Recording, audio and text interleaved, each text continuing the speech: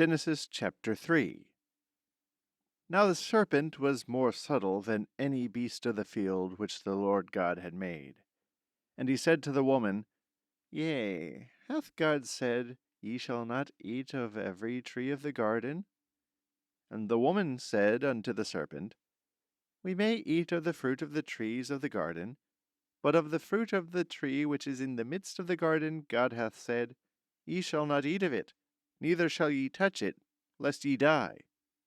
And the serpent said unto the woman, Ye shall not surely die, for God doth know that in the day ye eat thereof, then your eyes shall be opened, and ye shall be as gods, knowing good and evil.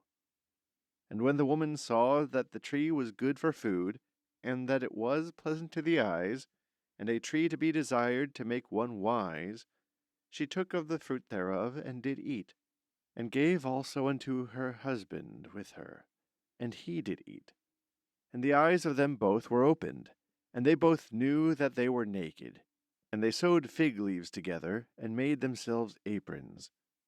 And then they heard the voice of the Lord God walking in the garden in the cool of the day. And Adam and his wife hid themselves from the presence of the Lord God amongst the trees of the garden. And the Lord God called unto Adam, and said unto him, Where art thou? And he said, I heard thy voice in the garden, and I was afraid, because I was naked, and I hid myself. And he said, Who told thee that thou wast naked? Hast thou eaten of the tree whereof I commanded thee that thou shouldest not eat? And the man said, The woman whom thou gavest to be with me, she gave me of the tree, and I did eat. And the Lord God said unto the woman, What is this that thou hast done? And the woman said, The serpent beguiled me, and I did eat.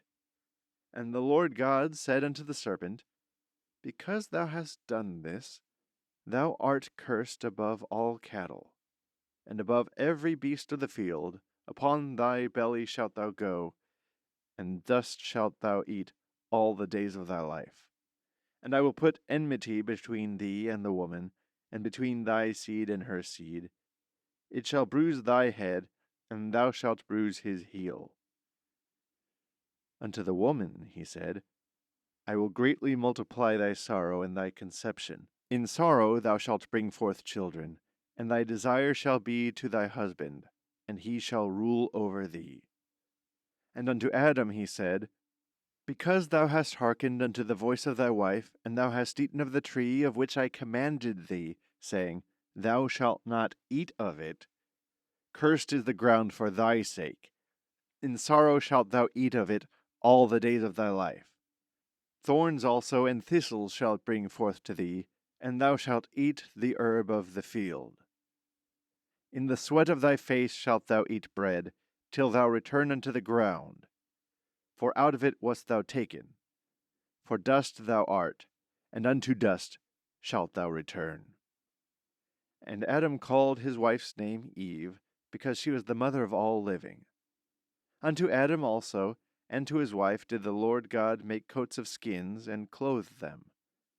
And the Lord God said, Behold, the man is become as one of us, to know good and evil.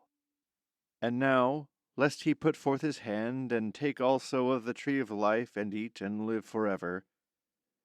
Therefore the Lord God sent him forth from the Garden of Eden, to till the ground from whence he was taken.